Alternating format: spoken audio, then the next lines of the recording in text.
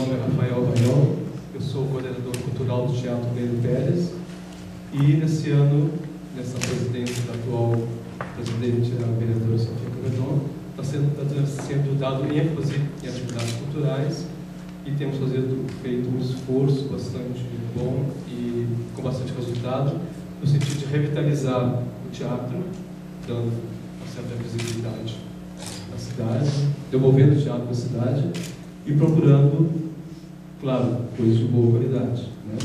Então hoje nós temos o espetáculo Samba no Pé, Direito da Cabeça, que são cantadas músicas populares, samba, depois são discutidas, são debatidas, a Carolina vai entrar em detalhes depois, e ele vem muito de acordo com o nosso princípio, porque todas as nossas atividades aqui, elas são artísticas, mas elas contemplam a questão do debate, seja uma discussão social, cultural, artística, ou até mesmo estética. E a semana que vem não, amanhã, não sei se todos pegaram esse pacotinho, né? Amanhã nós temos esse filme que chama Home, nosso planeta, nossa casa, que trata de questões super importantes, que é a questão da sobrevivência da Terra, e a gente está fazendo uma parceria com a Agapam e teremos 2 debatedores da Agapam. E hoje a parceria é com o jornal Estado de Direito. Isso? Então vou falar. Obrigada, Rafael. Obrigada a todos vocês. Alguns eu já conheço pela possibilidade de encontros que tivemos nesse mesmo projeto anterior e também em outros lugares que nós já organizamos eventos em Porto Alegre. E oficialmente, né, a gente sempre começa brincando um pouquinho com o pandeiro para quebrar um pouco essa barreira que tem da linguagem jurídica, né? E a gente tão distante daquilo que muitas vezes deveria ser, na verdade deveria ser cotidiano nas nossas vidas, né? Não só para aqueles que fazem direito, mas para todas as pessoas, porque o direito está presente na vida de todo cidadão. E o projeto Samba no Pé e Direito na Cabeça, e que está sendo filmado na internet, ele vem com essa proposta de utilizar uma das manifestações mais importantes da cultura popular, que é o samba, para estar legitimando o direito. Então eu quero agradecer a presença de vocês, vou pedir para os meus palestrantes aqui, os músicos curadores se levantarem para eu já mencionar. Felipe Moreira de Oliveira, ele é advogado, mestre em ciências criminais, professor de direito penal, processo penal e criminologia pela Pontifícia Universidade Católica do Rio Grande do Sul. Quero pedir uma salva de palmas para ele. Obrigada, professor, por estar aqui assumindo esse desafio. A Giancarla Bruneto é uma amiga de longa data que faz um projeto interessantíssimo, escritora, cineasta, mestrando em educação pela URGS, especialista em direitos humanos também pela URGS, e é bacharel em filosofia e coordena a Liga dos Direitos Humanos, a URGS, e o projeto itinerante de capacitação para defensores em direitos humanos, organizadora do livro Os Hereges, tema em direitos humanos, que foi produzido em 2010. Tem diversos vídeos em educação e direitos humanos. Muito obrigada e também uma salva de palmas para a convidada. Agora, do meu lado esquerdo, Graça Garcia, compositora, autora de mais de 200 canções, e ela vem já desde o início do projeto colaborando e unindo músicos aqui que hoje fazem parte desde o início conosco. Então peço uma salva de palmas à Graça. Norma Lúcia Souza, que também é cantora e é minha tia e cantava há muitos anos já na igreja, e a gente acabou se encontrando de novo e fico feliz, peço uma salva de palmas também. O Zunca, que é violonista de primeira qualidade, ele fica todo envergonhado, mas toca muito bem, espero que vocês gostem. O Anderson Moreira, ele é músico, percussionista, ele toca na banda Zamba Bem e tem diversas composições no YouTube disponível. Peço uma salva de palmas também. Anderson Moreira.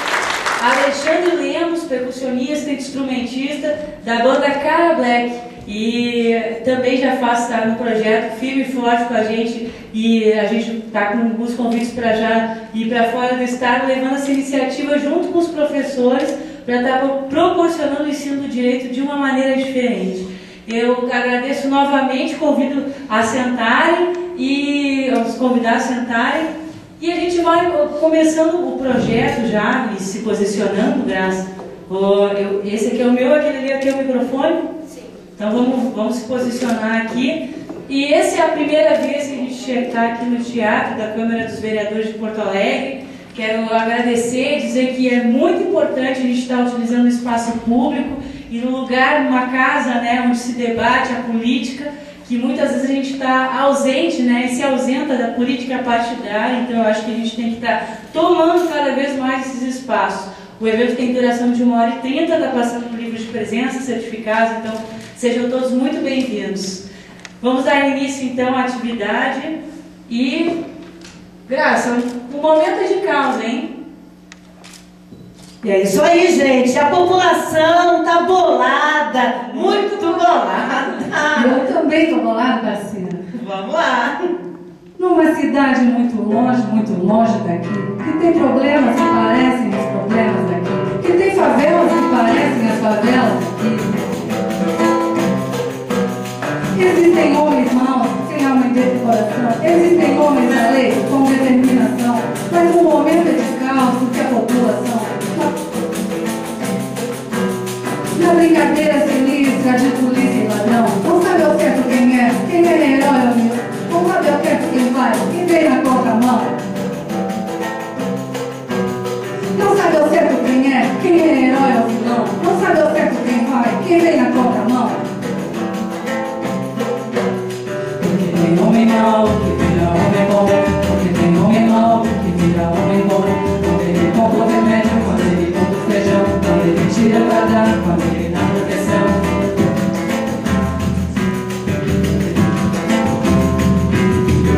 Tem homem da lei que vira homem mau. Tem homem da lei que vira homem bom. Quando ele vem pra matar, quando ele sai do pau. Quando ele vem pra salvar, sai matando geral. É, parceiro, é aí que a chave esquenta. É nessa hora que a gente vê quem é fiel. Mas tanto lá como cá, ladrão que rouba ladrão, não tem acerto medido. Errou, errou, errou, tá ferrado, não tem perdão. Quem falta muito é X9, e desses a gente tem de montão. Mas o X do problema, meu irmão, tá na corrupção. Um dia o bicho pegou, o couro comeu, polícia e bandido bateram de frente. E aí, meu compadre, aí tu sabe, né? Aí foi chapa quente, chapa quente. Eu de frente, o bandido e o subtenente lá no batalhão.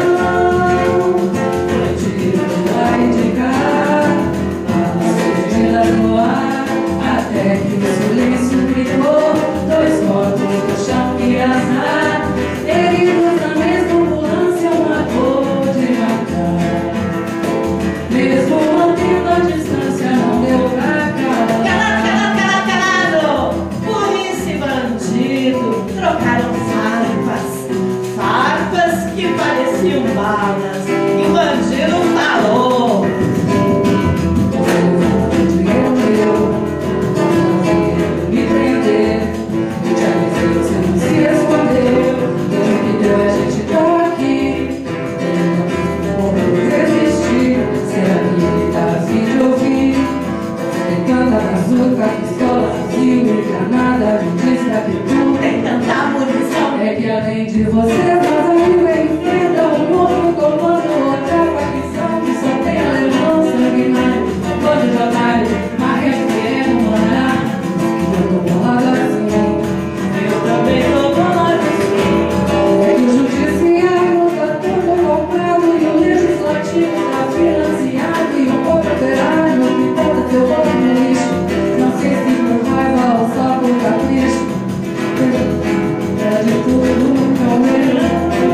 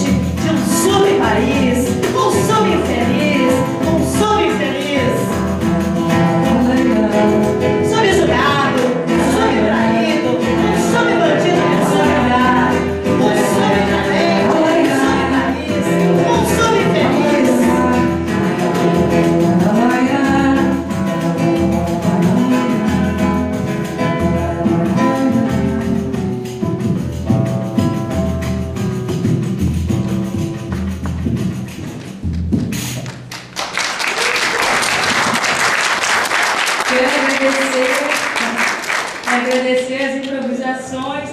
E eu digo sempre que fazer esse projeto é um desafio não só para mim, né, e para os músicos e professores, porque a gente está mexendo com uma maneira de se comunicar e de ensinar diferente do que a gente está acostumado de ver. Então a gente pede a compreensão de vocês para que isso cada vez mais vá se fortalecendo e estejam com os corações abertos para essa nova metodologia. Seja de novo um agradecimento para vocês, muito bem-vindos. Nós vamos começar a fazer esse debate e com a palavra, Felipe, já para a gente iniciar, e pedindo mais luz agora para os nossos palestrantes aqui, se for possível.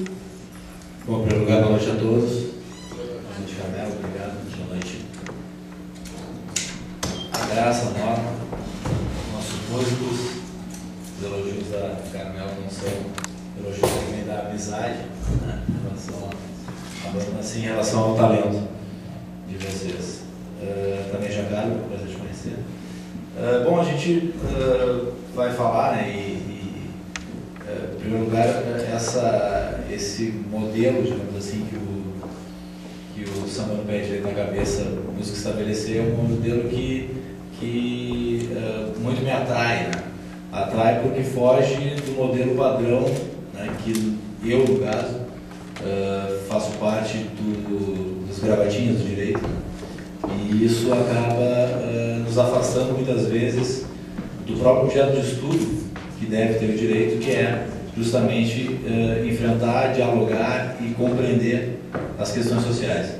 E o tema de hoje, né, do debate de hoje, é justamente a questão que envolve justamente as drogas, que envolve justamente o combate ao tráfico, que envolve justamente a exclusão proveniente justamente desse conflito, ou dessa, entre aspas, guerra, na verdade, que se busca estabelecer, ao invés de se enfrentar as questões, de se tratar as questões e de se buscar efetivamente um amadurecimento e um crescimento no diálogo. Em relação, eu não sei como é que eu devo iniciar, se eu começo a falar da música, se eu começo a falar sobre... Na verdade, a música, né, Polícia e Bandido, ela busca trazer justamente aquele conflito que nós temos de identidade, na verdade, né? De identidade de nessas figuras de polícia e bandido, quem efetivamente é visto como policial, como alguém que na verdade vai buscar estabelecer a ordem, vai buscar estabelecer a presença de um Estado que deveria dar condições de subsistência mínima aos seus cidadãos, ou se na verdade, esse na verdade é o bandido, é efetivamente quem nega isso à população, né? E a música ela vai trazer justamente essa dicotomia entre que em alguns momentos o policial ele vai ser aquele que impõe a ordem, impõe a presença do Estado, mas em outras vezes, na verdade, não é isso que vai acontecer. Em outras vezes, na verdade, é aquele taxado como bandido pela sociedade do asfalto, que eu costumo dizer, pela sociedade do asfalto, que vai, na verdade, desempenhar os papéis de subsistência do Estado, né? Quem é herói ou vilão, não se sabe ao certo quem vai, quem vem na contramão. Então aí ele vai dizer lá que porque tem um homem mau que vira um homem bom, porque tem um homem mau que vira um homem bom. Quando ele banca o remédio, quando ele compra o feijão, quando ele tira para dar, quando ele dá proteção. Então, na verdade, isso a gente percebe fundamentalmente a partir de um determinado momento, na década de 40, 50 e fundamentalmente década de 60, né, quando efetivamente o Estado, no caso o Brasil, passa a ter uma política, passa a perceber a existência de violência fora dos grandes centros urbanos, digamos assim, e cruz os braços em relação a isso. E na verdade, tudo que se ouve em termos de discurso de controle de violência na década de 90 e no ano 2000, na verdade se dá a partir do momento em que aquela violência que era localizada fora dos espaços onde as classes A, B e C frequentavam, na verdade passa a ter reflexos nela. E isso, na verdade, vai efetivamente trazer uma inquietação e toda uma preocupação social, entre aspas, de quem detém o controle dos meios de comunicação, em relação à questão da violência. E como o Estado não se faz presente, alguém tem que se fazer presente. E isso, na verdade, é que vai criar a grande discussão. O Estado marginal, né? Exatamente, exatamente. Estado de exceção. Exato.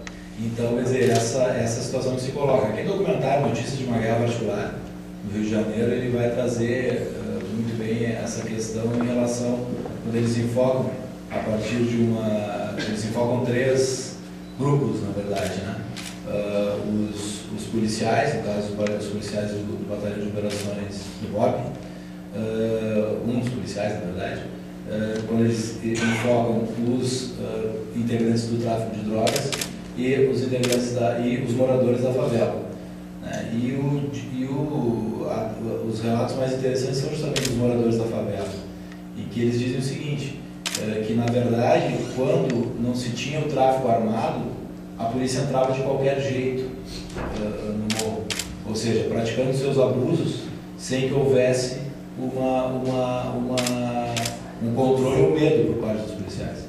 E na verdade isso gerava abusos em relação às pessoas da favela, né? Mesmo que as pessoas não tivessem cometido crime algum, tinham bens como que saqueados pelo Estado, né? E que depois que o tráfico começa a ficar militarizado no Rio de Janeiro, isso surge, na verdade, isso acaba. Então esse, na verdade, é visto como um ponto positivo, né?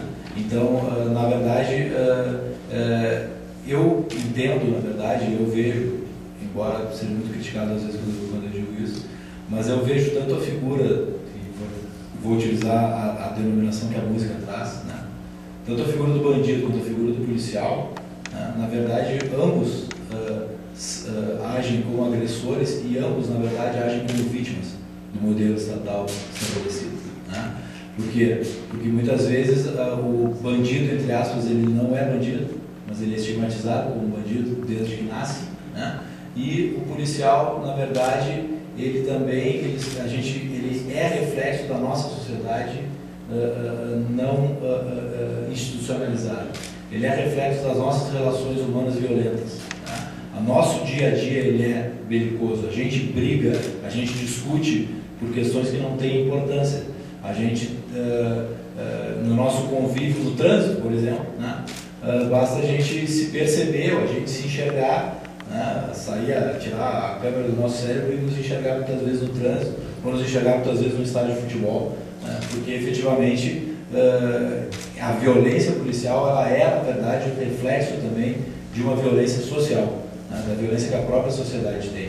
Então eu não posso esperar uma sociedade violenta, como é a sociedade brasileira, nas suas relações interpessoais, que eu tenha uma polícia que não seja uma polícia violenta. A polícia violenta ela serve a alguém, serve a um grupo, e é importante que ela seja violenta também a um determinado grupo da sociedade. Então isso, na verdade, acaba-se, digamos assim, é um sistema de retroalimentação. Ela serve, ao mesmo tempo ela reflete as nossas relações e a nossa violência interpessoal, e assim ela acaba se repetindo, estigmatizando e, enfim, né, agindo contra os personagens tradicionais. E é a cultura, né, alimentada pela nossa própria história, a nossa visão de mundo, né? O que tu acha, assim, Giancarlo, dessa composição, na tua perspectiva, até pelas tuas idas e vindas ao Itinerantes, que é um projeto que vai, né, a essa população que não tem o acesso à justiça e que já tem a sua dignidade, né, violada, né, ofendida? Pois é, Carmela.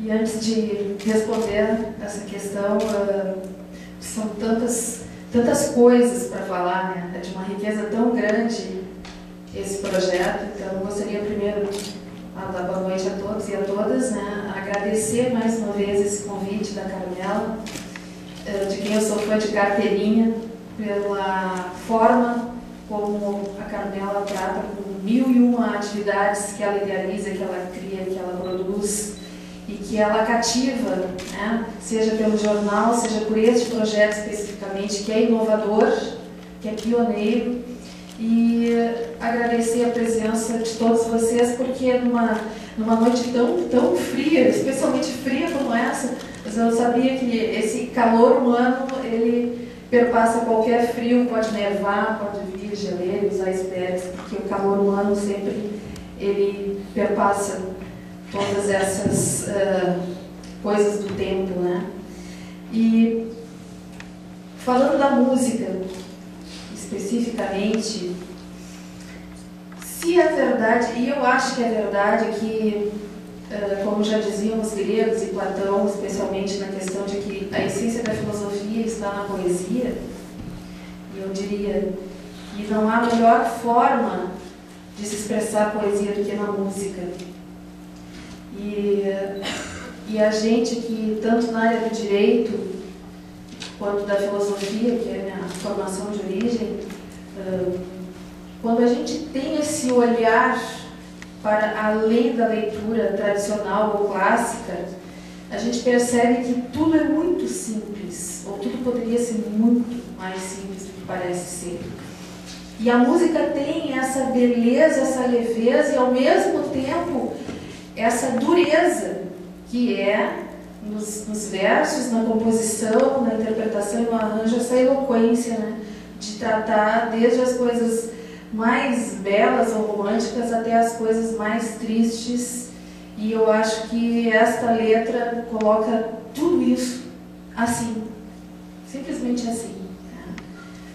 Então, o Felipe, especialmente quando se referiu aos gravatinhos do direito, né? Quando eu vi o nome dele, que eu não conhecia pessoalmente, eu pensei, já gosto antes de conhecer pessoalmente, porque os gravatinhas do direito que vêm em eventos como esse, já tem uma visão de que direito e justiça não são necessariamente a mesma coisa, né? E nesta área, especialmente a questão do direito constitucional, direito penal, direito criminal, direitos humanos, que é uma área ainda que está tentando, né, entrar mesmo na área do direito, até porque muitas vezes no Brasil, direitos humanos, que na maioria dos cursos, inclusive dos cursos academicamente falando, direitos humanos está muito atrelado ao direito, mas numa perspectiva ainda muito ligada ao aspecto jurídico, quando na verdade, quando a gente fala em direitos humanos, e o nome já diz tudo, né, são os direitos humanos pelo simples fato de que somos humanos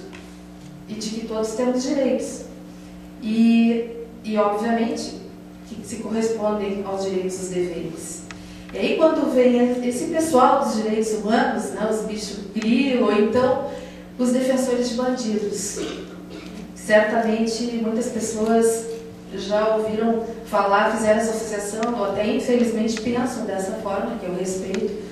E acho que há motivos para que muitos, hoje, ainda associem defensores de direitos humanos como defensores de bandidos. E aí, entrando na letra, especificamente, de tantas e tantas coisas que chamam a atenção, só uma música já dá motivo para um debate, né? Quando se refere a essa questão de quem é o vilão, de quem é o bandido. E eu queria fazer uma associação, o Felipe já trouxe o nome de um filme, eu trago um porque é indispensável a todos, que certamente já viram, e acho que é um filme para ser revisto muitas e muitas vezes, que é Tropa de Elite. Porque me parece que o José Padilha foi muito feliz, de um modo geral, em tudo, nos dois filmes já feitos, e especialmente pela escolha do Wagner Moura, porque é um ator que não vestiu apenas o personagem, né? Uma pessoa que realmente se associa com uma causa que transpõe a ficção. Porque é um filme que tem aspectos de documentário, tem aspectos de ficção, mas o que importa aqui em relação à música, né? É porque quando a gente está falando de arte, seja música, seja na literatura, seja no cinema, a gente não pode esquecer que a gente vive numa sociedade neoliberal, capitalista, de consumo, ou trazendo uma referência aqui do Guy Debord, que é cineasta, que é filósofo, e ele se refere à sociedade do espetáculo, que é a sociedade do mercado. Então, a arte não foge disso, e já a Escola de Frankfurt e tantos autores que já se debruçaram sobre a questão do consumo, da indústria cultural e do mercado. E há sempre, como o Felipe falou na questão do Estado, uma violência que eu chamaria assim, uma violência invisível, porém muito forte, que está além dessa guerra, digamos assim, declarada, de que um lado temos o herói, de um lado temos o vilão, de um lado temos o bandido, de um lado temos o policial como sendo aquele que por ser policial não é bandido, né? Ou temos aquele que por ser considerado bandido, o que fazer com alguém que passa a ser considerado assim.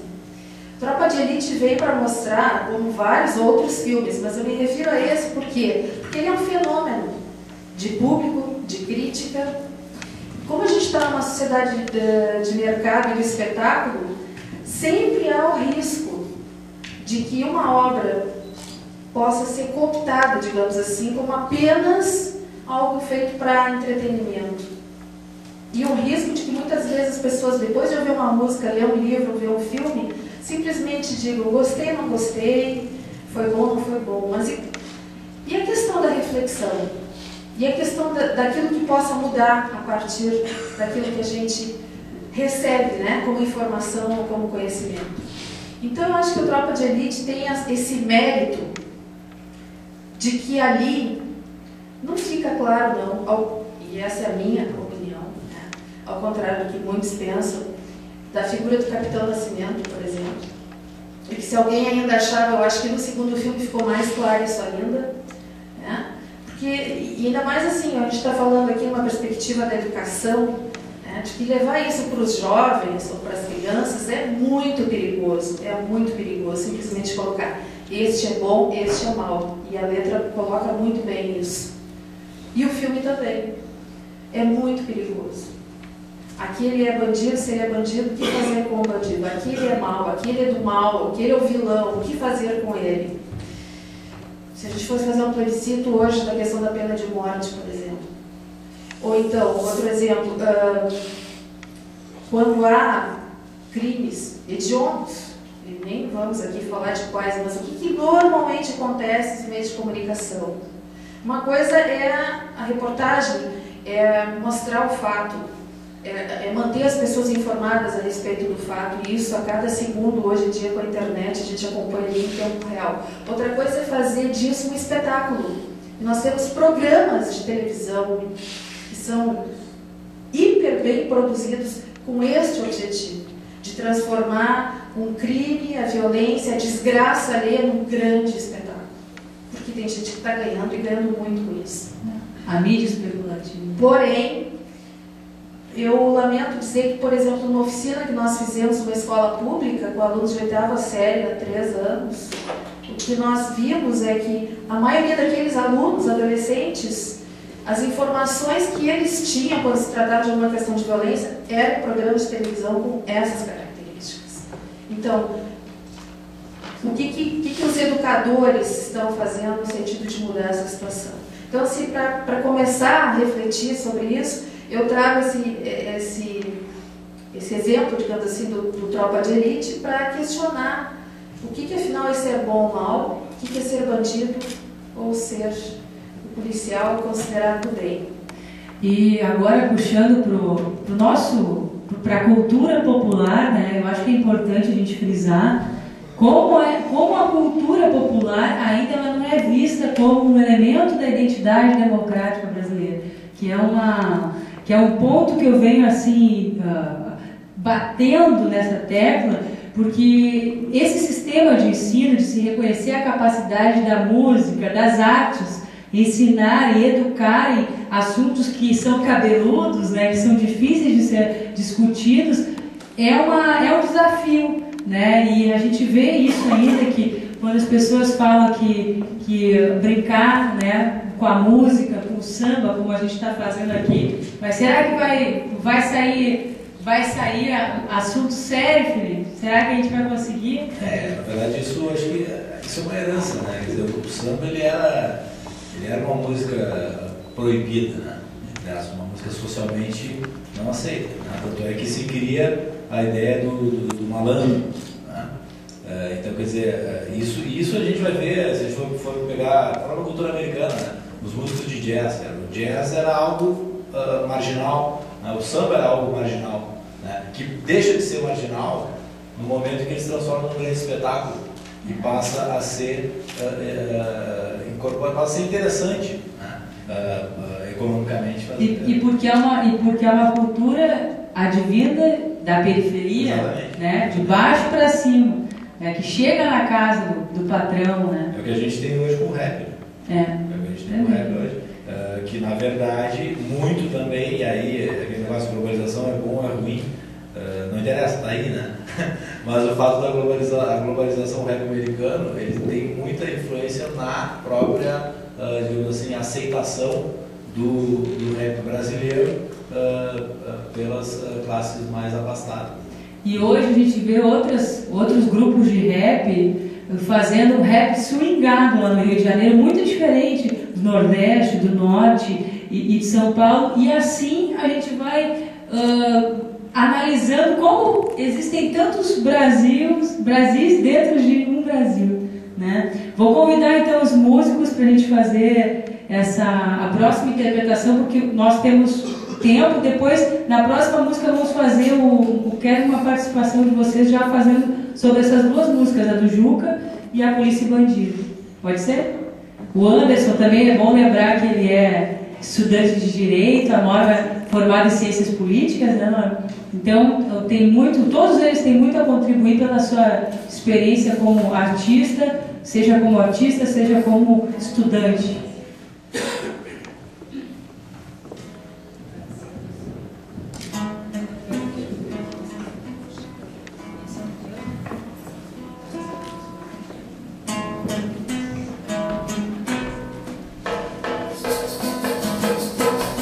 Juca flutuando em flagrante como meliante, sambava bem diante da janela de Maria, bem no meio da alegria, noite virou dia, o seu luar de prata virou chuva fria, a sua serenata não acordou Maria.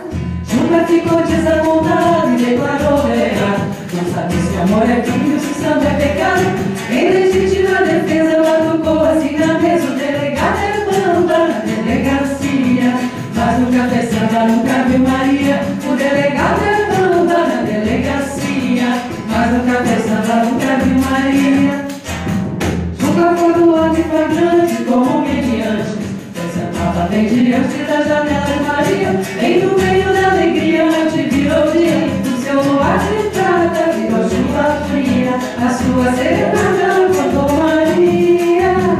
Juca ficou desapontado e declarou delegado, não sabe se amor é crime, se samba é pecado, em legítima defesa não culpou assim na mesa, o delegado é bamba na delegacia. Mas nunca pensava, nunca viu Maria, o delegado é bamba na delegacia. Mas nunca pensava, nunca viu Maria.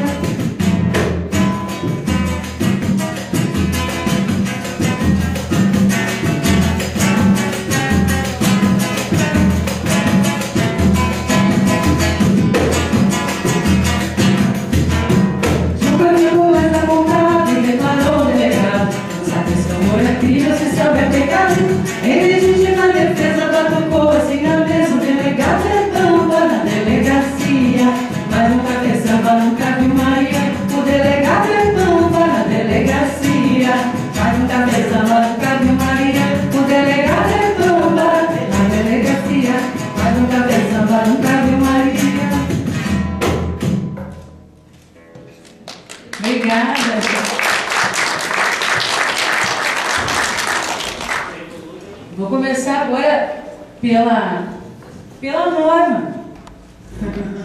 Norma, já pegando essas duas músicas, porque a gente não deu espaço para os músicos fazerem uma contribuição, queria que tu desse um depoimento mesmo, pode ser dessa música ou pode ser da anterior também, mas eu gostaria de colocar uma questão para vocês dois que estão fazendo, né? Que a população está confusa, né? Estão vivendo caos, diz a música primeiro. Então, está bolada, está vivendo caos, não sabe mais quem é quem. E isso a mim causa a impressão de olhar as coisas muito do imediato. Então, eu vejo uma corporação, polícia, né? E não vejo quem está atrás disso, quem é que... O Estado, eu não estou vendo o Estado. Da mesma forma, o bandido, quando ele vira homem bom, eu perco de vista toda uma questão mais longa, né, e trato do imediato. Tá? Então, nessa música outra do Juca, que eu acho muito bacana, que ele diz: o delegado é bamba na delegacia. Tá? Quer dizer, tinha que estar mesmo no seu lugar, né? Tinha que ser bamba lá onde tem que ser bamba. Tá? E as outras coisas acontecer. Eu penso assim que a questão da cidadania, para mim, a política, tá? Sempre vai ser a política o principal. Então, a cidadania, no momento em que eu não tenho forças nem consciência para reivindicar desejos, direitos de Estado mesmo, de direitos humanos, como preservação da vida, a minha própria vida, segurança, educação, moradia, que são direitos fundamentais, que não são direitos de governo, mas de Estado, são constitucionais. Eu penso que eu sempre faço essa figura de que a população, que é a cidadania, é como um jogo de futebol em que os times estão jogando, mas o goleiro não está, porque o goleiro, para mim, é a cidadania. Tá? Atacaria os excessos todos, tá? Seria o contraponto que está faltando, do meu ponto de vista, para a política. Tá? Isso, claro, todo o Estado fundado em cima do direito e tudo mais, mas para mim essa questão política é mais importante. Eu quero já pedir para o Alexandre, né, começar já a participar, que a gente começou desde a terceira edição passada, a pedir que os músicos assim também façam a sua opinião, registrem a sua opinião, e já vou passar para vocês até para discutir o que ela colocou em questão, mas para a gente já pegar esse gancho aqui, essa oportunidade. Boa noite a todos. Eu vou pegar esse gancho aí que a Norma colocou, a questão do pessoal não saber mais se posicionar quem é quem. Nós tivemos, alguns dias atrás, um episódio bem interessante no Rio de Janeiro, onde a brigada, que nós chamamos a Brigada PM, acabou tendo que conter os seus colegas, no caso, a corporação de bombeiros, né? E eu acho que isso aí ficou bem claro assim, para toda a população brasileira, que a gente já não sabe mais quem é quem. A partir do momento que colegas, sabe, se rivalizam assim, numa situação financeira que eu acho que é de direito de quem estava reivindicando, ao mesmo ponto que os colegas colocaram, que a nossa polícia hoje é muito truculenta e até com os próprios colegas. Então, realmente, para a gente que está de fora, de uma certa maneira, fica um pouco difícil de saber, né, onde se colocar. Já aconteceu uma coisa, uma experiência pessoal, que eu estava num show grande, rolou um quebra-pau, eu fui pro lado da brigada, o cara veio com o cacetete me dar porrada. Eu disse: opa, aí, cara, vim aqui para te defender. Disse: então tu fica aqui. Aí tu imagina, então, para onde correr? Então, é mais ou menos esse mote que eu queria colocar, que realmente hoje a gente fica, às vezes tu é assaltado, muita gente fala que não teve, nessa semana, acho que a semana passada, teve um assalto no centro, saiu a 0 hora, prenderam o bandido, a moça não tinha feito ocorrência, 5 horas depois ele estava solto, então já não se sabe. Hoje tu é assaltado, muita gente não faz o BO, não faz o boletim de ocorrência, porque já sabe que dificilmente vai ter alguma, né? A impunidade também é uma coisa que complica bastante. Então, eu acho que a sociedade está um pouco confusa, né? E aí, lógico, são vários fatores, né, que os colegas têm mais condições de expor aí, né? Mas é mais um pouco da visão que eu acho que a população se sente sem ter para onde correr mesmo, né? E acaba apelando à segurança particular, a todos esses meios alternativos de procurar uma segurança paralela, né? Então, eu acho que essa é uma observação que eu vou fazer do que eu enxergo um pouco desse assunto. Obrigada, Alexandre. E agora eu vou passar, Giancarlo, vou começar contigo para a contribuição aí desses relatos, né, da Norma e do Alexandre, que eu acho que foram muito bem-vindos, com os exemplos aqui do Rio Grande do Sul e do Rio de Janeiro. Com certeza. E começando pela questão da Norma e o caos. Porque o caos se a gente analisar uma perspectiva diferente daquilo que no senso comum, né, quando a gente fala o que é o caos, né, a total desordem, a bagunça generalizada, mas na verdade, se a gente olhar de uma outra maneira, né, até vamos evocar a própria teoria do caos, quer dizer, do imprevisível, porque viver isso, né, eu não sei o que vai acontecer agora, como ele falou, né, de repente estou no meio de uma correria, e aí, o que vai acontecer, para que lado eu vou, quem vai me acolher? Quem vai me defender, né? Quem vai me defender, e aí isso vai para os defensores de direitos humanos, inclusive, quando precisam ser defendidos. Quem defende os defensores de direitos humanos? Porque se o Estado, e a gente está aqui numa casa, o Estado, casa pública, casa do povo, né, que está cumprindo o seu papel, eu acho fantástico isso, mas isso é exceção. No mundo que a gente está, no meio da educação, da cultura, da arte, aqui no Brasil, a gente tem um longo caminho a percorrer, porque bem ao contrário do que deveria ser a função do Estado, como promotor e garantidor dos direitos fundamentais, dos direitos sociais, entre os quais a questão da segurança, entre todos os outros, né? Especificamente em função do tema, que é a questão da segurança. Mas este é o mesmo Estado que usa da força, do poder político, da arbitrariedade, dessa invisibilidade, dessa grande mão invisível, né, que por uma estrutura, enfim, por toda uma história, no nosso caso do Brasil, que é uma memória triste, recente, e que ainda está engavetada, né, há muito que tirar das gavetas, estou me referindo à questão do período da ditadura militar e dos desaparecidos, é uma história mal contada, é uma história que não foi ainda levada mesmo ao conhecimento dos alunos nas escolas, né? Então, quer dizer, existe esse lado, quando a gente fala do caos, que é essa impressão que dá assim, sabe, não tem o que fazer, não sabe para onde ir. Mas se a gente olhar por um outro lado do caos como algo a partir do qual tudo se pode transformar, eu acho que por esse lado o caos é sempre positivo, e aí eu quero trazer uma contribuição aí dos anarquistas, né, do período anarquista, porque veio para mostrar o seguinte, que muitas vezes as revoluções na história foram feitas com qual objetivo? Como sempre deveria ser de uma revolução, né? Uma transformação para uma sociedade melhor, a busca da sociedade justa. E o que a gente verifica é que muitas vezes, depois de uma mudança, por uma questão de poder e poder político, se retoma o status quo, né? Mudam os atores, mas a cena parece que não mudou muito. Então, infelizmente, né, a questão aí da Revolução Francesa, a questão do Estado Democrático de Direito, acho que tudo isso está em ebulição. A gente está percebendo que pela violência, esse caldo de violência, e aí ele se refere à questão específica do Rio de Janeiro, essa insurreição, né, dos bombeiros, que poderia ser um movimento anarquista, de desobediência civil, aí usa da força para conter, mas só um pouquinho. Isso é um sintoma muito importante. Se isso está acontecendo, por que isso está acontecendo?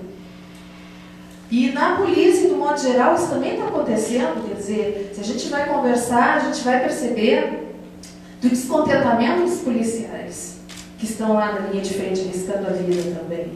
Né? Mas, enquanto política de força, a coisa é muito mais complexa. Eu nem vou me alongar, mas só para colocar um pouco, né, das contribuições maravilhosas que vocês trazem, que são questões muito importantes, que todo mundo se pergunta: o que eu posso fazer, a quem eu vou recorrer, porque dá a impressão de que não tem muito o que fazer. Felipe? Nesse jogo a gente joga sem goleiro mesmo. Ou seja, na verdade, cidadania, né, porque a gente não tem cidadania? Justamente porque a gente não tem uma cultura de implementação de direitos humanos. A impunidade também, né? Direitos humanos e cidadania, né? E direitos humanos é para todo lado, né? Aquilo que a Giancarlo falou, direitos humanos, quem defende direitos humanos é tipo, direitos humanos só serve para defender bandido. Não, serve para defender bandido, serve para defender a vítima, serve para defender todo mundo. Né? Ou seja, serve para conferir direitos a todos. Então, na verdade, passa por aí. Quer dizer, parte desse caos vem justamente desse descaso, dessa pouca importância que se dá, na verdade, para as pessoas hoje em dia. por que talvez isso aconteça, né? O porquê, estou tentando fazer uma vinculação com a análise das duas músicas, né? A gente tem a primeira música é uma música recente, né? Deve ter o quê? 3, 4 anos no máximo, né? E o Juca já é uma música mais antiga do Chico Buarque, né? A gente tem momentos ali diferentes que eu acho que tem muito a ver com a questão da compreensão do indivíduo, né? Porque hoje a gente vive numa sociedade em que efetivamente cada um de nós tem várias identidades, né? A gente, não que não tivesse antes, se tinha, mas a gente não tinha essa percepção. E a gente, por exemplo, o bombeiro, no caso do exemplo do Alexandre, ele não é simplesmente o bombeiro, ele não se enxerga apenas como o fulano de tal, que é capitão da Companhia de Bombeiros do Rio de Janeiro. Não, ele é um sujeito que se percebe como um sujeito que tem direitos e que tem outras atividades, ou ele desempenha outras personagens na vida dele, né? Que é algo característico daquilo que alguns chamam hoje de pós-modernidade, né? Enquanto que antes a gente buscava identificar, a gente identificava claramente quem era que o bombeiro fazia isso, e ele vivia em função da corporação dele, e ele não estava preocupado com os direitos que ele tem, né? Com os direitos além da corporação. E hoje em dia não, hoje em dia ele se percebe como um sujeito que tem direito a ter uma vida plena. E aí entra aí é que está o caos pessoal instaurado, né? Ao mesmo tempo que eu tenho o dever de disciplina e de obediência hierárquica, peraí, tem direitos meus que não estão sendo observados, né? Para onde eu vou, né? E em relação à questão da insegurança, né? Se correr o bicho pega, se ficar o bicho come, é isso mesmo. Porque na verdade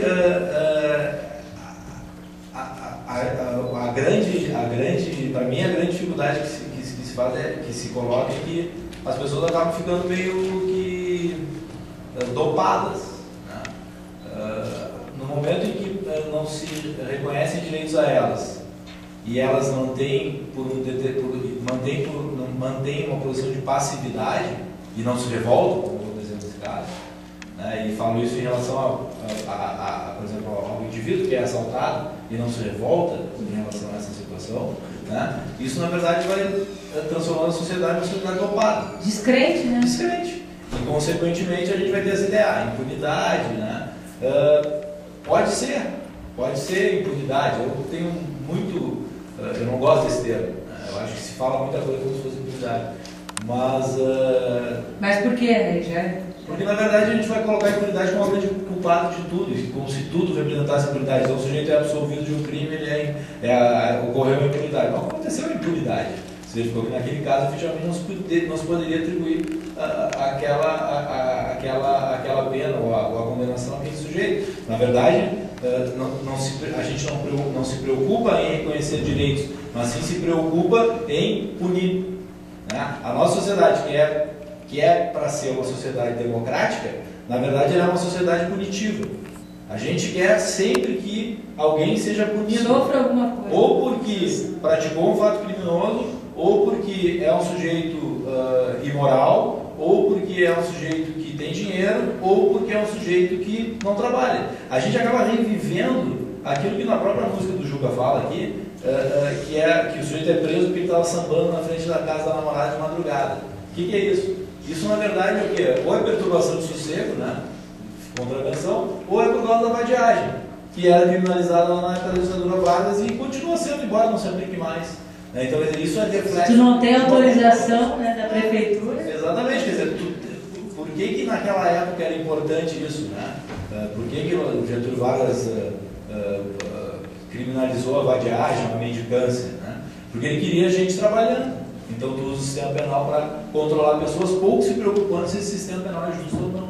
Então a gente quer ver as pessoas serem punidas. A gente tem essa sede. Isso é inegável. É do ser humano o sujeito tem que se dar mal, tem que se dar mal. Mas a gente tem que pensar o outro lado, né? É justo se dar mal. Não. Aconteceu também um pequeno fato importante.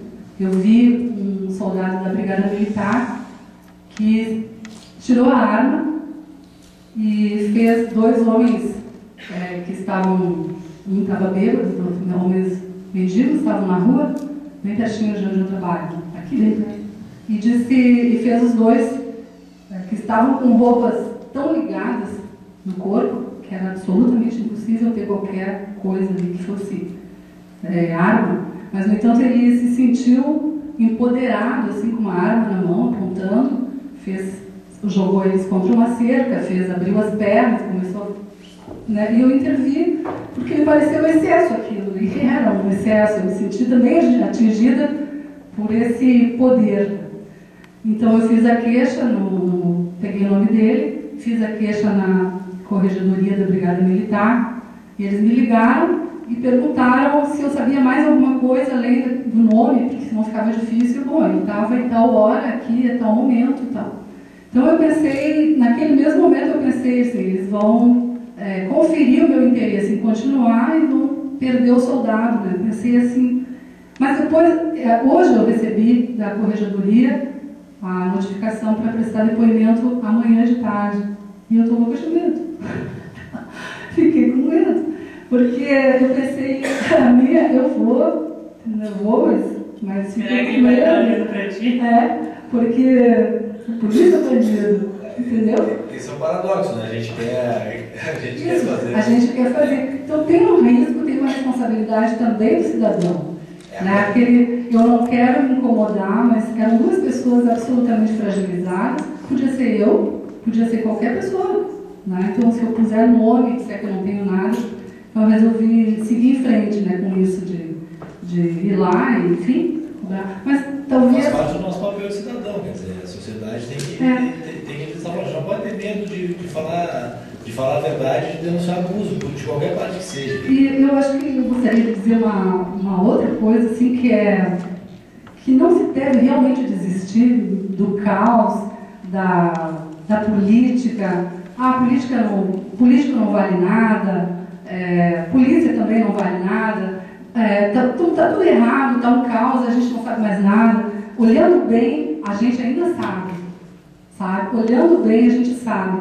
E é extremamente importante, do meu ponto de vista, continuar fazendo política, apostando. Quanto mais nós virmos isso com seriedade, menos eles vão fazer, sabe? Eu acho que esse é para mim, a grande jogada. Quanto mais sério eu levar esse jogo, mais direitinho eles vão jogar. Giancarla, e daí, só antes de passar a palavra para Giancarla, Rafael, essa caixa aqui da ponta está sem retorno para os músicos.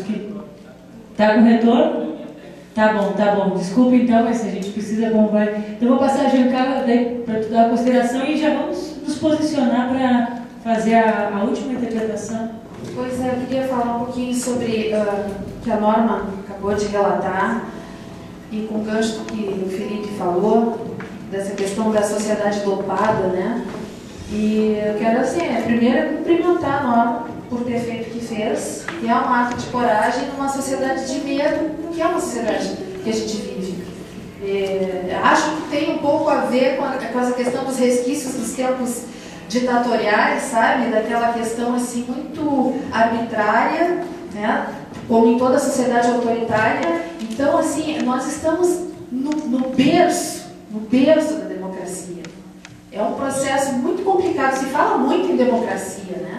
Mas saber realmente o que é, como se viver num Estado democrático, é muito complicado, porque, como ela falou da questão do policial que tem uma arma como representante do seu poder, né? Naquele momento a arma fala mais do que qualquer palavra, mas existem outras formas de poder, também letais, pode ser uma caneta, um canetaço, né? Bem mais, inclusive. Em outros países invisíveis. A Constituição, né? Em outros países o cara mostra aqui. Então, assim, qual é o nosso? Quando eu falo nosso desafio, é o desafio de cada um mesmo. De cada um mesmo. Ou fica dopado, anestesiado, e aí tem um fato bem recente aí, né, do relatório, apontando, como a gente está no tema, né, da questão da legalização das drogas e o combate ao tráfico. Vamos deixar esse para... Tá, então para falar depois da sociedade dopada. Tá, porque a gente também quer abrir, a gente teve um pouquinho de dificuldade as outras vezes de abrir espaço para pergunta, então esse eu quero que a gente consiga ter um diálogo maior com vocês aí. Desarmar a polícia, ela vai falar, mas vamos falar disso depois. Vamos lá. Zunca?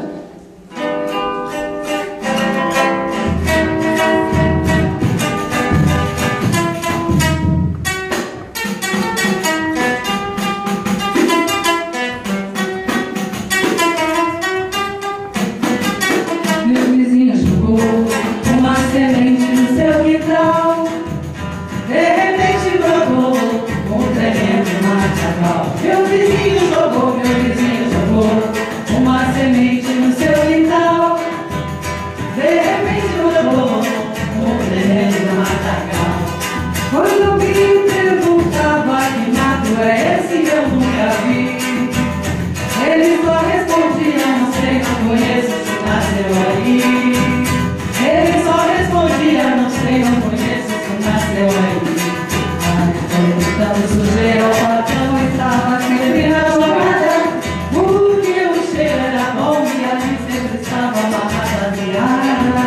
Quando desconfiaram ao ver todo dia aquela coração, e não era bom de perder, de levar todos eles pra derivação.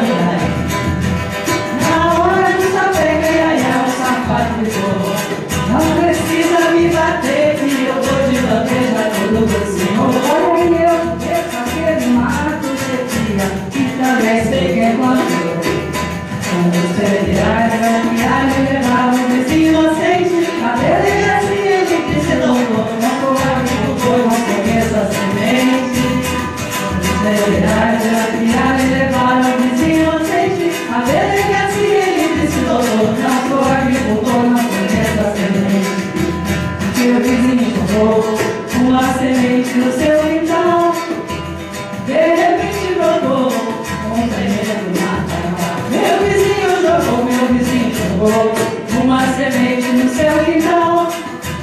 De repente brotou um tremendo matagal. Quando alguém me perguntava que mato é esse eu nunca vi, ele só respondia, não sei, não conheço, se nasceu aí. Ele só respondia, não sei, não conheço, se nasceu aí. Então sujeira, o patrão estava sempre na jogada, porque o cheiro era bom e ali sempre estava uma rapaziada. Quando desconfiaram ao ver todo dia uma aglomeração, e deram um bote perfeito e levaram todos eles pra averiguação. Na hora do café, pega o safado chorou: não precisa me bater, que eu tô de bandeja do senhor. Olha aí, eu conheço aquele mato chetia, e também sei quem encontrou. Quando os federais da viagem levaram esse inocente a delegacia, ele disse: doutor, não sou agricultor, não conheço a semente. Quando os federais da viagem levaram esse inocente a delegacia, ele disse: doutor, não sou agricultor, não conheço a semente. Meu vizinho botou uma semente no seu quintal. De repente brotou um tremendo matagal. Meu vizinho jogou uma semente no seu quintal. De repente brotou um tremendo matagal.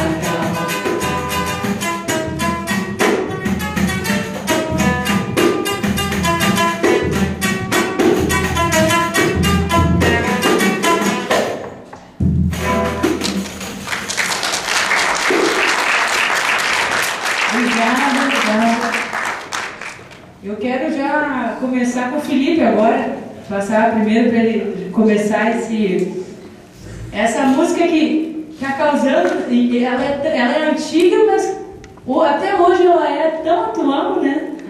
Na verdade, o Bezerra da Silva ele era pródigo em atacar a questão justamente do uso, né? Do uso da maconha, enfim. E justamente numa época em que o uso, e aqui a gente está falando justamente de que o sujeito jogou a semente e nasceu o matagal. Eu me recordo, só abrindo parênteses, eu me recordo quando eu morei em Santa Catarina, e eu morei 5 anos lá, de 2003 a 2008. E um dia sai na capa da Zero Hora de lá, do Diário Catarinense, uma foto do canteiro de entrada de Criciúma. E no canteiro de entrada de Criciúma tinham 3 pés de maconha dessa altura, né? Que alguém plantou. Que ficou lá no canteiro de entrada. Então, mas numa época, né, em que o uso de maconha, né, dava cadeia, né? Que hoje em dia já não é mais, né? Em virtude da descarcerização, né, que se estabeleceu, é crime ainda, mas não dá mais cadeia. O uso de de droga deixou, né, digamos assim, trazer essas consequências. Mas o engraçado é justamente o seguinte, o trágico, né, o tragicômico da história. Naquela época a gente tinha, a gente não tinha, digamos assim, as drogas sintéticas, né? Essas drogas, êxtase, etc., MD, usados em festas, muito usadas em festas gays. E essa alteração da legislação, ela acontece justamente quando a gente começa a ter uma grande quantidade de prisões de jovens, né, das classes A e B. E aí esses jovens acabam sendo presos nas festas, né, por policiais apaisando nas festas, e isso acaba levando ao movimento do Congresso Nacional para descarcerizar o uso, né? Então o artigo 28 da Lei 11.343 veio com essa peculiaridade, né? Curioso isso, né? Ou seja, quer dizer, nada mais do que de como as coisas acontecem no nosso país. E a música fala não só disso, mas fala de tortura também, né? Na hora do sapé gaiaiá, quer dizer, justamente isso, na hora que acontece a tortura no meio policial. Eu só queria deixar bem claro uma coisa, porque efetivamente eu critiquei a polícia várias vezes, e a polícia merece ser criticada, mas a polícia desempenha um papel fundamental, né, na sociedade, né? A gente não pode achar que todos os policiais, a gente não pode achar que a maioria dos policiais são policiais desonestos, são policiais corruptos, são policiais que abusam da sua atividade. Mas efetivamente existe, né, por parte de algumas pessoas que desempenham atividade na polícia, efetivamente abusos, né? Me lembro daquela música do Lobão, né, Canos Silenciosos, que diz mais ou menos que... como é que diz? Agora esqueci. Homens, fardas, cacetetes, camburões, abusando da lei com suas poderosas credenciais, né? Quer dizer, é isso, né? É o poder, né? É o mau uso do poder, né? Quando, na verdade, assim como eu tenho um administrador público que subverte receita, dinheiro público para o proveito pessoal, em virtude do poder, eu vou ter isso em relação ao policial também, né? Que muitas vezes ele vai usurpar do seu poder, exceder, melhor dizendo, do seu poder, para uma satisfação pessoal, mesmo que não seja uma satisfação monetária, mas que seja uma satisfação de prazer, de vingança, enfim. Os policiais, eles vivem num conflito constante, né? Policiais militares e policiais civis. Então eles vivem uma situação de conflito, sei lá, um tiroteio, alguma coisa do gênero. No dia seguinte eles estão de novo no fronte, né? Existe muito mal, por parte das polícias militares, é muito mal feito o processo de acompanhamento psicológico, de superação de traumas. Estrutura, né? Para quem está... Até para pouca quantidade que tu tem de... Para conversar, né? Escutar o desempenho deles, né? Porque eles trabalham sob pressão. O policial, por parte, nesse ponto, digamos assim, da vida dele, nesse ponto ele é vítima. Nesse ponto ele é vítima da forma como o Estado estrutura a polícia. E muitas pessoas falam assim, e os direitos humanos dos detentos, mas e os direitos humanos do cuidador, né? Do policial? Onde é que fica? É verdade. Giancarla, vou passar para a Giancarla e daí eu vou pedir para a gente deixar o tempo para os participantes poderem falar, para a gente poder cumprir o horário. Pois é, nessa questão dos policiais, a gente, inclusive na Liga dos Direitos Humanos, a gente conseguiu algo que eu acho muito importante, que é uma aproximação, é um diálogo efetivo na forma de capacitação, tanto com a polícia militar quanto com a polícia civil, através de representantes dessas entidades que têm essa sensibilidade, que têm esse olhar, né? São pessoas dessas corporações, dessas instituições, e que nos relatam que dentro dessas entidades é extremamente difícil, tem toda uma estrutura histórica, volto a enfatizar a questão do período da ditadura, que a formação do policial militar era como um pitbull mesmo, assim, sabe? Primeiro mata, depois pede identificação, algo mais ou menos assim. Então, mudar uma mentalidade assim, e é muito importante esses cursos de formação, essa questão das disciplinas de direitos humanos na formação no currículo, né, nos cursos de formação policial. Acho que é algo que, bom, vai ficar para algumas gerações, mas não importa, né? Tem que se fazer algo, tem que fazer agora. Né? Não é porque não se fez ontem que aí vai esperar que faça amanhã. Acho que o problema sempre é esse. Se espera que o outro faça, né? Se espera pelo outro. E aí eu queria voltar nessa questão que o Felipe falou antes, né, da sociedade do pago. Porque agora, em relação a essa música, essa letra, falando da maconha, de outras drogas, as drogas que são consideradas ilícitas, a criminalização de quem usa uma droga, do traficante, a gente não vai entrar aqui em toda essa discussão muito ampla, né? Muito ampla, muito complexa, não é uma questão de ser a favor ou contra. A questão, eu gostaria de colocar nesse momento, assim, é aquilo que é considerado ilícito, por que é considerado ilícito, né? E aquilo que é considerado lícito, portanto, que pode, então vamos trazer aí o exemplo de um outro filme, Jardineiro Fiel, acredito que a maioria deve ter visto, porque aí a gente entra na questão da indústria farmacêutica. E há toda uma questão de serem remédios, de serem lícitos, de ter receita, de haver uma recomendação para uso. Quando essa recomendação para uso, por exemplo, para Ritalina, para uma série de anfetaminas, que tem efeitos que, se não forem realmente levados, dosados, e tem toda uma questão também de modismo aí, a coisa de se aliviar a dor, anestesiar a dor. Né? Viver faz parte de viver, né? A dor. Faz parte. Agora, a sociedade se anestesia de várias formas.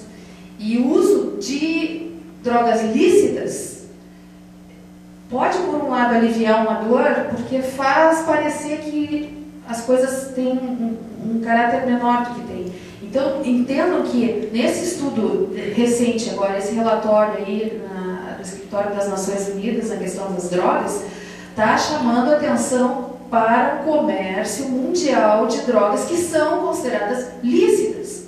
Porém, o estrago é enorme. E isso é algo que não vem se colocando, porque se envolve interesses poderosos da indústria farmacêutica de um modo geral. Quando a gente fala muito na questão das drogas, vamos sempre prestar muita atenção que se criminaliza, que se estigmatiza, né? Mas existe um lado aí muito glamorizado do uso das drogas e que as vítimas, eu coloco essa palavra, as vítimas diretas, você é mais jovens, feliz, né?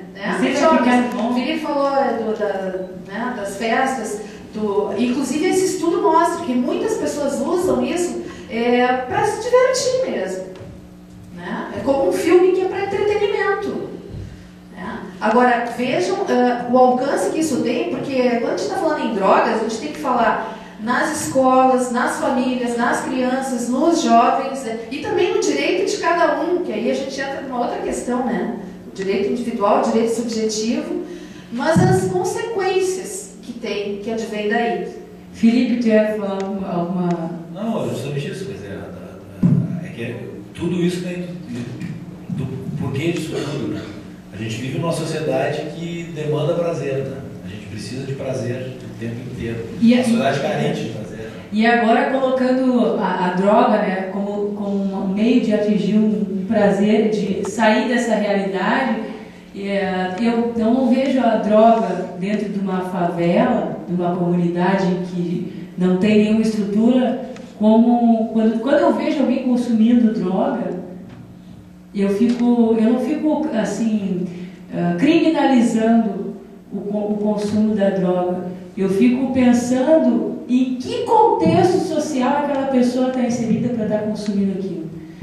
E aonde eu já vi isso acontecer, não tinha presença do Estado, muito pelo contrário. Era poder paralelo, era um clima de tensão, era um esgoto a céu aberto, eram vias, ruas que eu tive que passar de lado.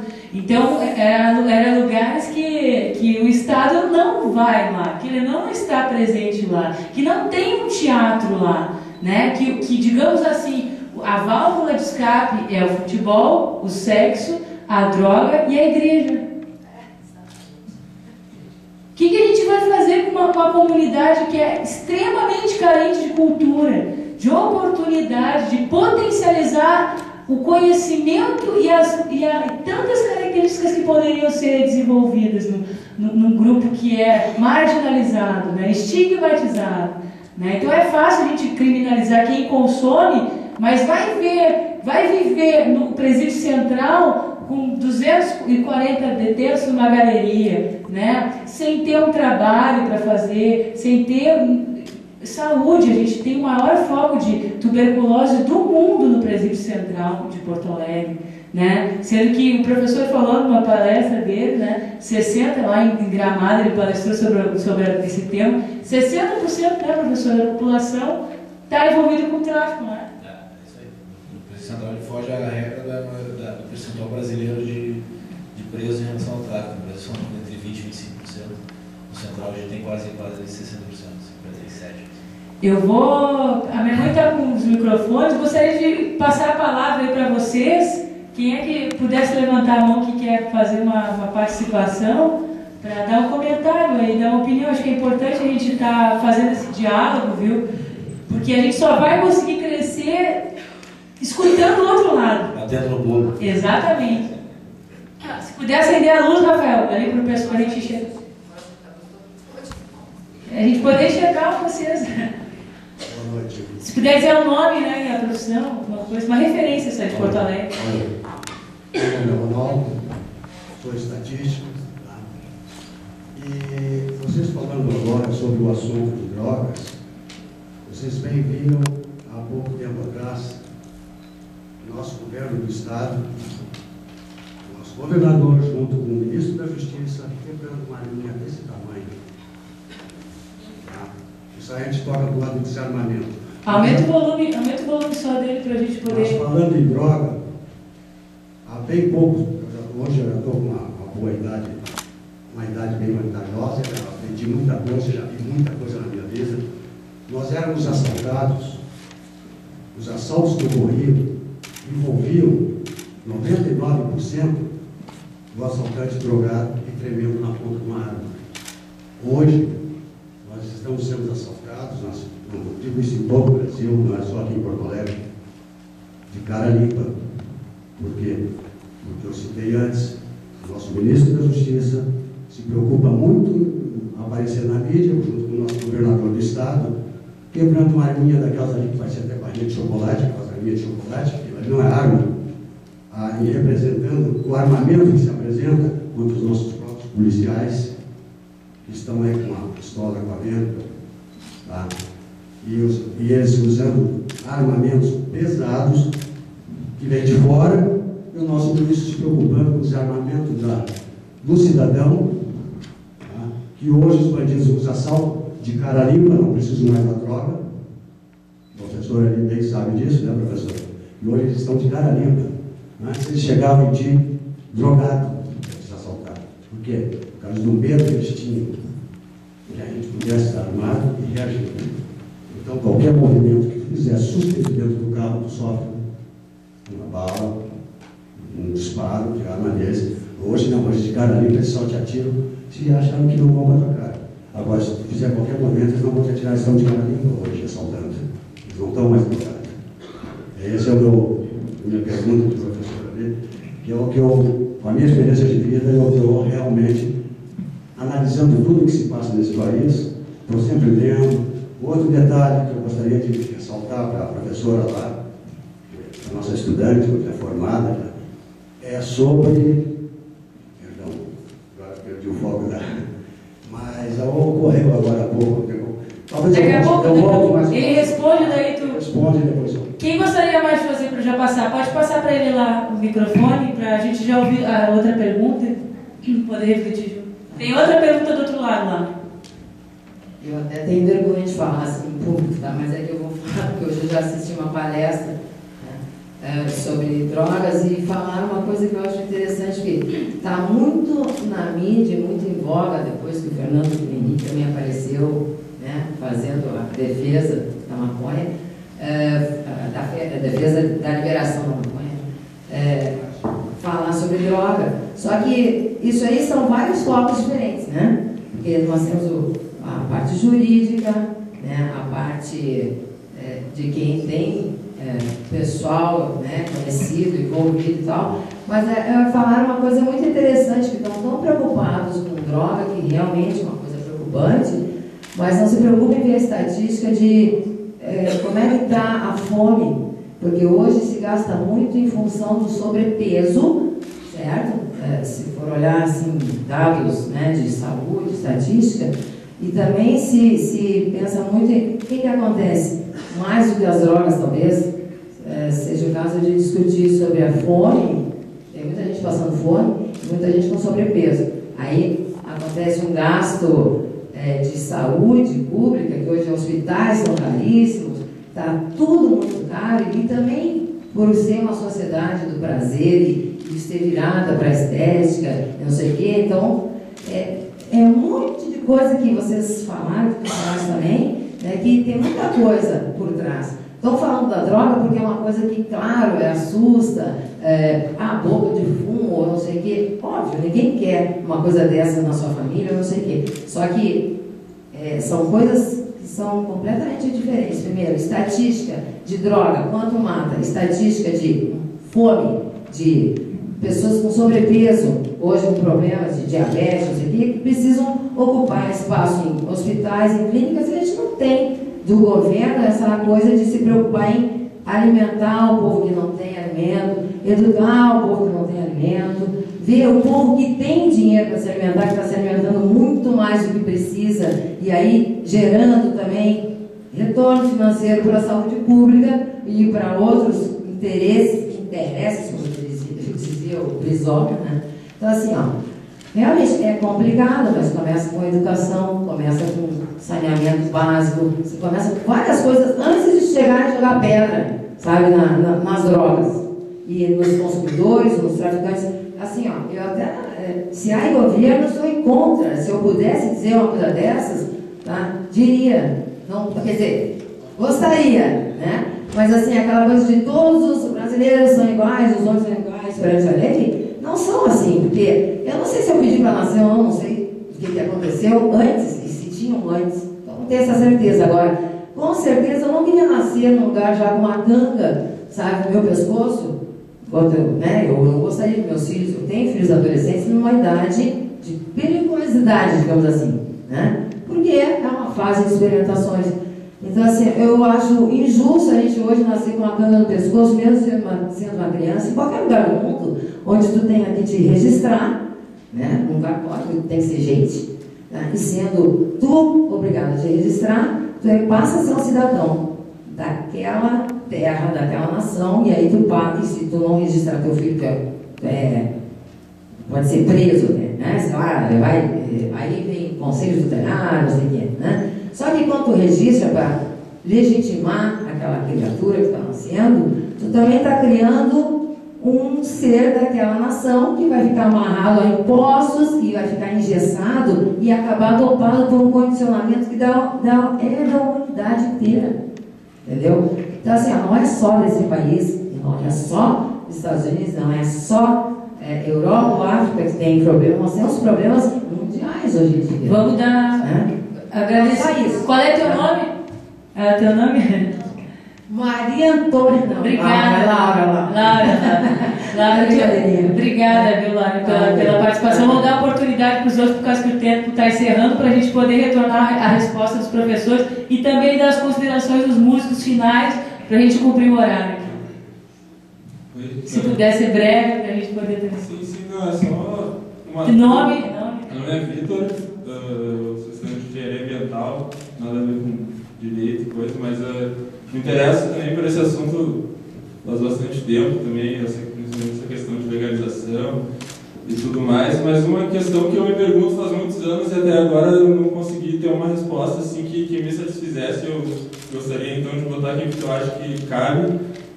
É que toda vez que as pessoas falam em legalização e que a legalização vai ajudar a acabar com o tráfico, tipo, eu não sei, a impressão que eu tenho é que as pessoas pensam que quando parar de dar dinheiro pro tráfico é que nem bactéria, assim, quando acabou a comida elas vão sumindo assim e vão morrer, assim, sabe?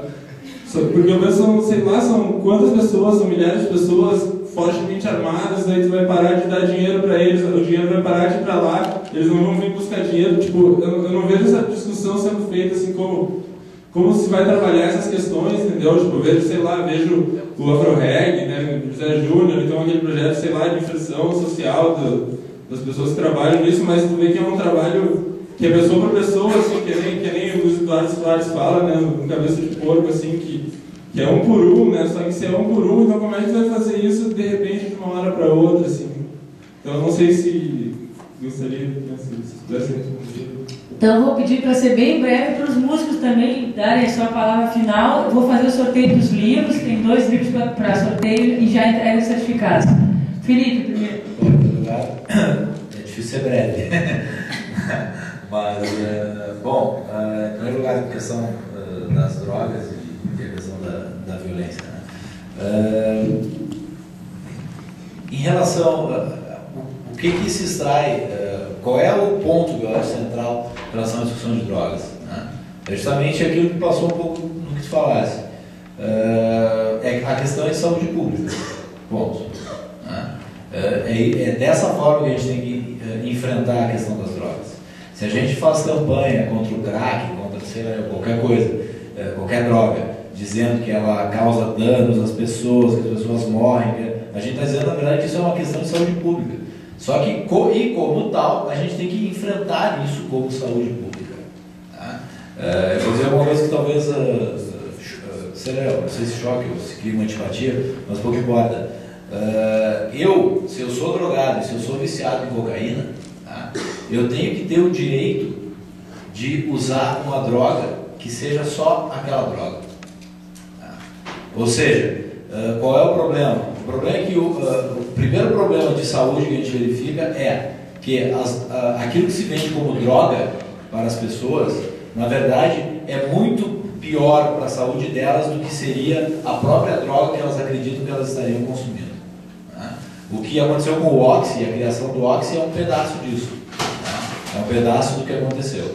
Então, na verdade, esse ponto eu acho importante, porque eu acho que a gente tem uma perda social em termos de saúde também e maior do que a própria droga com aquilo que se coloca na droga, justamente porque a gente não confere, porque a gente deixa para um poder paralelo cuidar, na verdade, da saúde das pessoas.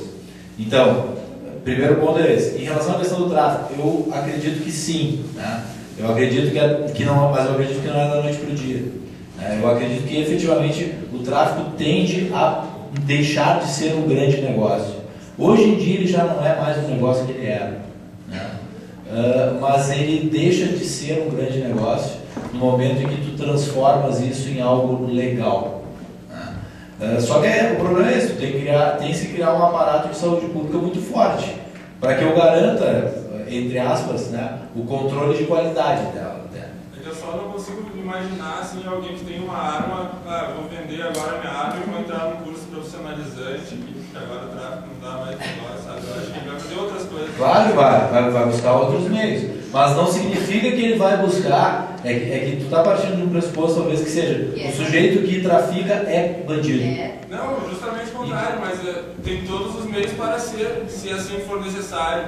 Na verdade, a gente vai perceber que a grande maioria da população do Madre Pelletier aqui, 60%, é de mulheres traficantes. Nenhuma delas anda armada quando ela trafica. A grande maioria dos traficantes não traficam armados. É que a gente tem a ideia de que o traficante é o cara do AR-15 e coisa e tal. Os caras estão lá no multa, mas não pelo fato de ser traficantes, mas sim pelo fato de estar protegendo o lugar onde eles trabalham, né? Ilegalmente, mas trabalham. Então, protegendo deles mesmos. Então, essa é a situação. Ou seja, o sujeito não é um sujeito armado que opta pelo tráfico. Qual é o crime que eu vou praticar hoje? Vou ser traficante que está dando mais dinheiro. Não é bem assim. O sujeito, ele, na verdade, na maioria dos casos, ele está desempregado, o salário que ele vai ganhar caso ele trabalhe vai ser um salário menor e ele opta pelo tráfico, embora ele nunca tenha tido nenhuma passagem policial, não saiba nem usar uma arma. Mas acontece. Tanto que a gente vai ter uma quantidade absurda hoje de presos que são traficantes, mas que não são traficantes armados. A conta deles não é nem violenta, eles estão presos. Giancarla, rapidamente para a gente poder ser. Não. Temos que ser breve porque já temos horário aqui para poder cumprir a meta. Então, tentando ser breve, que é bem difícil também para mim, mas a questão inicial, falaste do poder político, tanto no nível federal quanto estadual, né? Eu acho que tem muito a ver com o que eu tentei colocar aqui da violência institucional.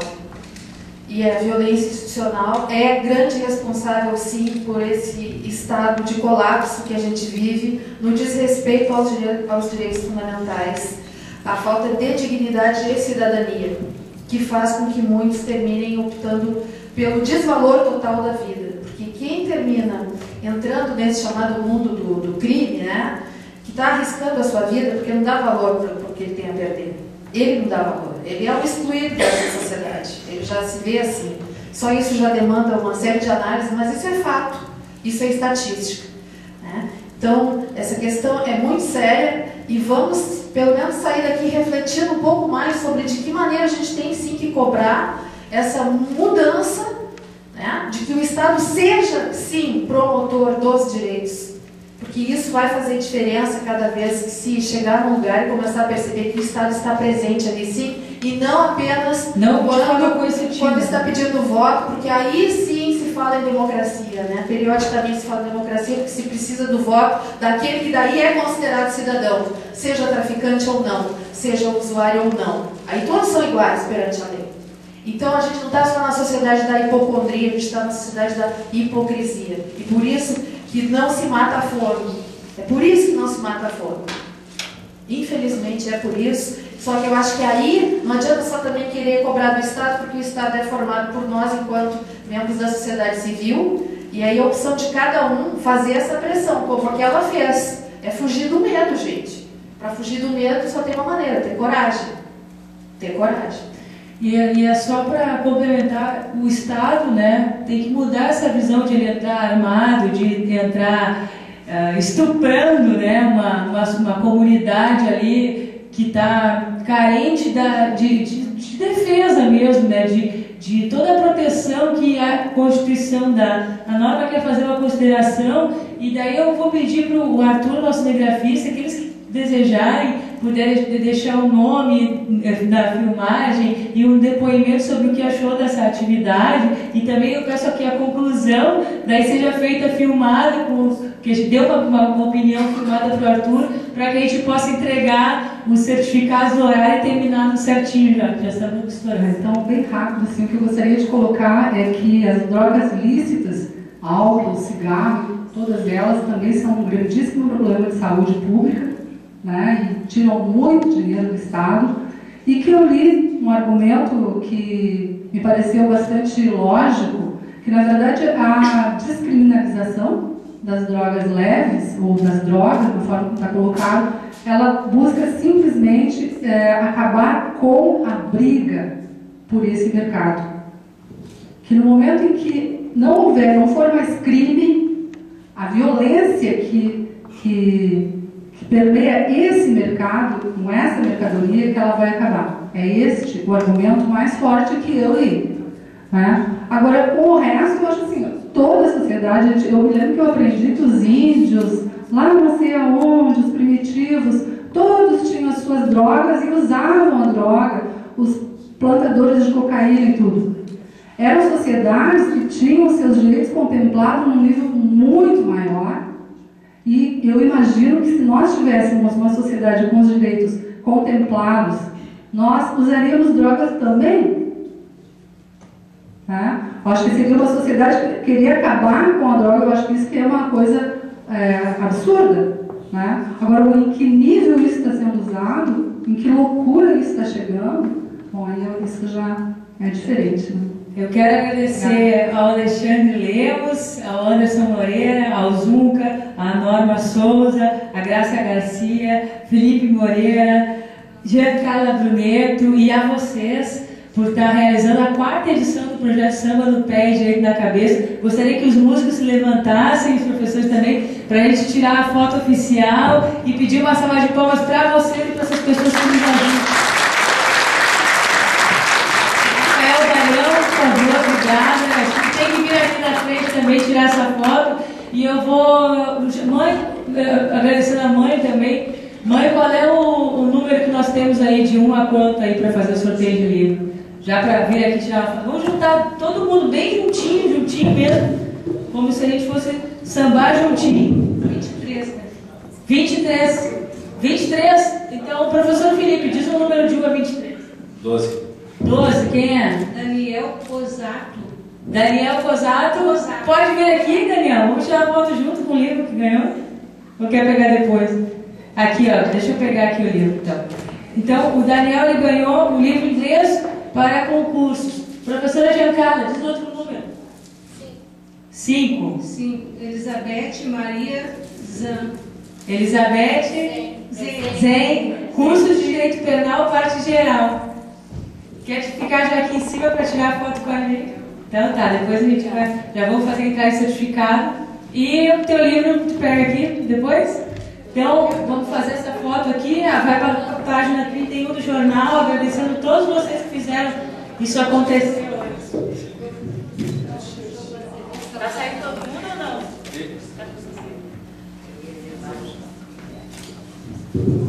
Obrigada, viu? E eu quero tirar aí agora a foto com vocês. Eu gostaria que desse o depoimento para o Arthur daí que encerra esse vídeo.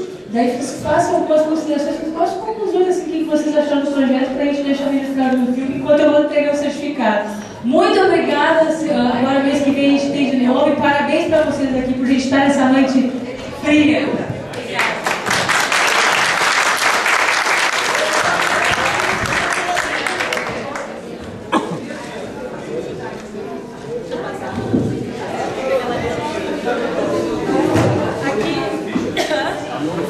Mas não entra ali naquele negócio.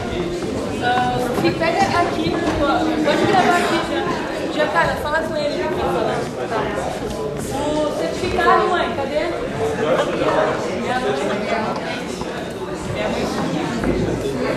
É bem rapidinho, né? Um minutinho. Vai tranquilo. Tá ok. Eu quero agradecer essa oportunidade de participar desse projeto maravilhoso, porque falar sobre um tema tão complexo quanto a questão da legalização das drogas, a questão do combate ao tráfico, num ambiente público, né? Eu acho que saio daqui instigando as pessoas a refletirem sobre a importância de que cada um tem nesse processo, de não lidar com essa questão de uma maneira nem leviana, né, de ser simplesmente a favor ou contra, mas de entender que todo mundo tem responsabilidade nesse processo. Isso começa com o direito de cada um, isso começa por refletir sobre o papel que o Estado tem enquanto agente que deve promover os direitos de cada cidadão, direito à alimentação, direito à educação, direito à segurança, direito à saúde, e que quando a droga entra nesse caminho e quando o tráfico toma conta e cada vez mais uma sociedade violenta, isso é sintoma de uma sociedade doente, de uma sociedade que se anestesia, que se usa de múltiplas drogas, muitas lícitas inclusive, para fugir da realidade. E a realidade está aí pedindo que cada um faça a sua parte para a mudança. Eu acho que o mais importante é a gente saber que muitas vezes o Estado viola os direitos do cidadão quando se faz ausente. E isso é o que a gente precisa mudar, precisa transformar, e todo mundo está chamado nesse processo a fazer a sua parte, a falar com o seu filho, a falar na sua família, a não estigmatizar, a não achar que isso é um problema só do outro. Não, isso é uma questão que diz respeito a todos nós como cidadãos.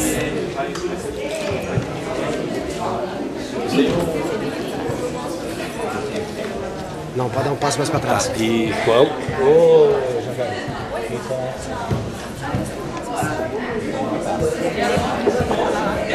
Aí.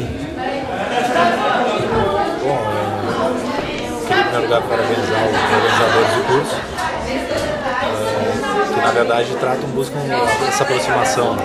Essa aproximação de assuntos que envolvem direitos e que envolvem efetivamente a comunidade e a vinculação disso com a arte, que na verdade é uma forma de implementação cultural e, consequentemente, o direito sendo uma ciência cultural depende efetivamente dessa forma de comunicação e transforma ele em algo muito mais palpável e muito mais compreensível. Então, queria parabenizar a Carmela e todos os envolvidos aí pela produção do evento.